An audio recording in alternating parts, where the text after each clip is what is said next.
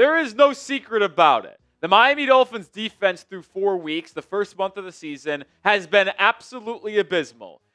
There needs to be changes to this defense, but I also think some changes are on the horizon. Anthony Weaver spoke to Dolphins media today, and I wanted to share what he said on a couple players, as well as maybe a different strategy in terms of defending the run. But you look at the defensive ranks through 4 weeks, and it just isn't pretty. They're bottom 5 in points per game, yards per game. They're second worst in EPA per play, second worst in EPA per pass. You see that they are the second worst third down rate defense in the NFL. They allow their opponents to convert 51% of their third down opportunities. That simply isn't going to cut it. And the shocking thing here with this defense is that they are 25th in pressure rate when most people, including myself, projected the front seven and pass rush to be the strongest point of this football team. Changes, simply put, need to be made. What is the definition of insanity? Doing the same thing over and over again, expecting different results. Well, that's what it would feel like if the Dolphins defense and coaching staff just continues to do the same thing week in, week out, expecting different results. Because we've seen through 4 weeks, nothing is going to change unless they bring different personnel, different stylistic ideas, because what they did in the first month simply is not acceptable. Make sure you're subscribed and make sure you have your notifications turned on. We have 76,029 subscribers, yet only 10.4 thousand, aka 13.7%, have their notifications turned on. We put out 2 videos a day, live 3 times a week. So hit that sub button and make sure you have the notifications turned on so you don't miss any content we put out. Well, I want to go back 1 week here. Anthony Weaver went kind of viral for a quote before that Monday Night Football game against the Jets, asked about the physicality of the defense. Well, he said at some point it comes down to changing the math through violence. I need you to do more than your job. I need you to whip that guy's ass in front of you. And that went viral as terms of the mentality and aggressiveness from Anthony Weaver. And I think the defense responded relatively well. Yes, it was against the Jets offense, who is pretty much bottom 5 in the NFL in its own right, but they performed decent. Yes, they gave up a ton of yards, but they also were able to force 3 takeaways, something they did not do in the first 3 weeks of the year. They were one of 2 teams going into week 4 or in Monday Night Football without a takeaway. They changed that by getting 3 of them. But the point I'm trying to make here specifically, and we'll get to the changes and why they need to be made, is how bad this run defense has been.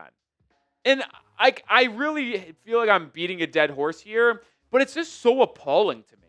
Because I like to think I know a little bit about football. I like to think I can analyze the game pretty well, and I hope you guys believe that as well, and it's why you guys come here for daily content. But the point that I was going to make here is that this defense was supposed to be so strong up the middle and on the line. And they have just been blown off the ball and unable to generate pressure through the first 4 weeks of the year. I mean, you look specifically at the run defense. 30th in yards per game, 29th in yards per play, 28th in EPA per rush, 31st in yards before contact per attempt. Now, they actually have done a relatively fine job bringing down the ball carrier. There hasn't been that many missed tackles in extended plays. You see they're ranked in the top half in the NFL in yards after contact per attempt. The point I'm trying to make with showing this right here, and specifically yards before contact, is that they have been getting blown off of the ball consistently. Grant, Sealer, Chubb, Phillips, Chop, Judon, Bonito Jones. Like, they are not blowing up plays. Instead, they are getting blown up, which is allowing these opposing running backs to get 2-3 yards down the field on average before they're contacted by the first Dolphins defender. That is simply unacceptable. And Anthony Weaver knows this. He's not stupid. And he said it today. I expect people to try to run the ball on us. Until we prove we can stop it, that is what they're going to do. We saw it with the Jets. Justin Fields isn't really a good thrower of the football to begin with, but they really tried to run the ball early in that game. And they only had to change their strategy after Miami took a 2-score lead in the first half and then maintained that 2-touchdown lead pretty much the entire second half. Like, we need to be better defending the run, and this defensive front is just getting pushed back too often. It's creating wide open running lanes for opposing teams, and you simply will not have success if your opposing running back is able to get 2-3 yards down the field before they're contacted consistently on every single play. That can't happen. And part of the reason for the struggles is that your rookie 13th overall pick, Kenneth Grant, has been non-existent. I mean, we drafted him with the idea that he was going to come in and be an impact, above-average rotational guy instantly. Did I project him to be a starter? I didn't. I said your starting defensive tackle duo would be Zach Sealer and Benito Jones with Grant working in as that third guy. Well, because of injuries and because of different issues on the defensive line, Grant has gotten a lot more playing time. But he really hasn't been able to pay off the decision by this front office to draft him in the first round through the first month of the year. And I know it's very early in his career, but he is a bottom 5 graded defensive lineman in all of football. I mean, his PFF grade is 35.7. We have our first 2 picks in this year's draft, Kenneth Grant at 13 and Jonas Savianaya in round 2, are last and bottom 5 in their respective positions on PFF. And look at his run defense. 30. That is unacceptable. And we could go back a year. Chop Robinson, the first round pick for Miami, got off to a really slow start the first 8 weeks of the season. And then in the last 10 weeks, he turned it on and was a top 5 edge rusher in football. Yes, you can make that point. But I'll also make the point this. Kenneth Grant was labeled as more of an impact guy right away than Chop. Most people knew Chop was going to have to develop. And with Grant, there was more of an expectation he was going to be able to contribute sooner rather than later. And that's why I expected more early from him. And it's kind of why I'm disappointed that we have not seen more from Kenneth Grant at this point in the season.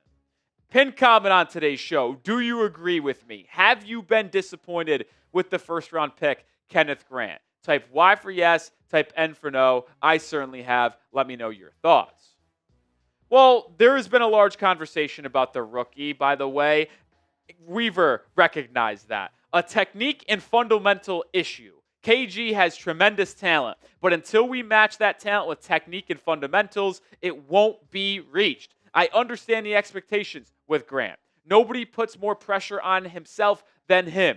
Let's not judge him after 4 games. He's going to be a good player because of work ethics and want to. You've got to allow that maturation to occur. And I get it. I really do. Like, you have to let him develop. You have to let him get reps and learn the techniques and fundamentals required to be an impactful guy. But as long as he continues to play this poorly, it's going to be hard to justify throwing them out there every single Sunday because your run defense is still going to get absolutely abused every Sunday. And you are going to make the argument, well, him getting manhandled every single game, is that actually a potential detriment to his development because he will just lose confidence in himself so quickly into his career? It's a tough thing to try to balance. I'll also mention this. I think Matthew Butler deserves more time, and this is a potential change that could come to the forefront. Am I saying bench Kenneth Grant completely? Absolutely not. But he has the second most snaps on this defensive line.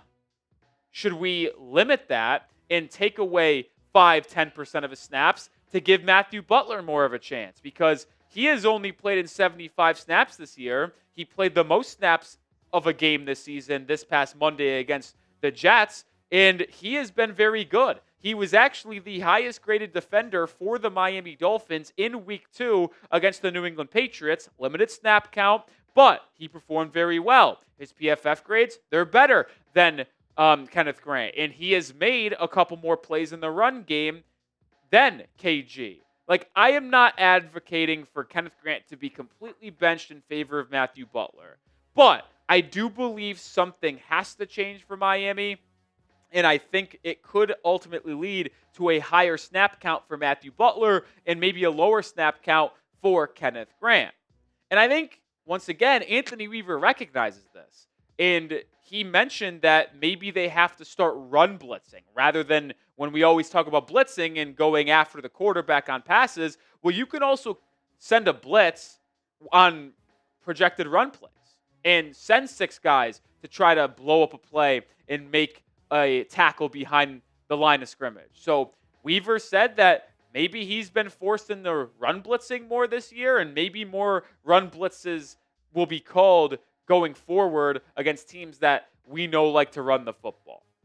More coming up here in a second, but download the PrizePicks app. This episode is brought to you by PrizePicks. You and I make decisions every single day. Well, the right decisions can get you paid on PrizePicks, where it's good to be right. PrizePicks is the only app that offers stacks, meaning you can pick the same player up to 3 times in the same lineup. Want to pick more than Devon Achane receptions, receiving yards, rushing yards? Well, now you can pick all of them in the same lineup only on PrizePicks. And how you play is up to you. If you want flexibility, choose the flex play where you can get paid even if one of your picks misses. And if you want the biggest payout, well, go for the power play. No matter how you play, PrizePicks is the great way to put your takes to the test. And I have an entry in for this Sunday, which might have to be ultimately changed because Chuba Hubbard might not play, but I got more than on his rushing yards. I have more than on Jalen Waddle touchdowns, and I have more than on Cam Scatterboo rushing yards as well. Join me, download the PrizePicks app today, and use code CLNS to get $50 in lineups after you play your first $5 lineup. That's code CLNS to get $50 in lineups after you play your first $5 lineup. PrizePicks, it's good to be right. Well, another change that I could see happening here, and one that I will advocate for, is seeing more Chop Robinson. And I know this is something that I would have not expected to say going into the year, and you would probably all agree with me at home, but he simply has not been on the field for the Dolphins defensively that often. I mean, he played 37 snaps in week 1 against the Colts, but over the last 3 weeks, those snap numbers have jumped off of a cliff, 24, 22, and 22. And I know he suffered a slight knee injury in week 2 against New England in that second half, that limited snap count, and may have limited his snap count in week 3 against the Bills on Thursday Night Football, short week as well. But him having a week and a half off between week 3 and still only logging 22 snaps against the Jets was a little intriguing to me. And I really didn't understand why Chop wasn't on the field that often. Well, a lot of the media members in Miami realized and picked up on this as well and asked Anthony Weaver about it. He said the limited snaps are in part because of the new edge rushers and the new edge and linebacker coach getting a feel for their rotations. I get it. That's understandable. But to me, this is unacceptable. You look at the top 4 edge snap counts for Miami. Jalen Phillips, rightfully so, because he's been the best one for you this year in terms of rushing the passer as well as setting the edge and stopping the run, has gotten the most snaps at 170. But Bradley Chubb is at 165, Chop is at 105, and Judon is at 86. I mean, I'm sorry. Listen, Chubb is a veteran. He's been around the block, and he's done a lot of good things in his career. There is just no way you can justify to me that Miami should be playing Bradley Chubb 60 more snaps than Chop Robinson through 4 weeks of the season. Do I think Chop should be playing 165 and Chubb should be at 105? No. But do I think they should be even? Absolutely. Like, I would love to see Chop and Chubb have the same snap counts. Literally just give 30 to Chop and 30 from Bradley. So if you were to have my perfect thing, Judon with his 85 snap count, good with me. But you have Jalen at 170, and why can't we have 80 or 135 for both Chubb and Chop? Like, you drafted this guy in the first round last year. Yeah, he has struggled defending the run at times, but he was a dynamic pass rusher a year ago.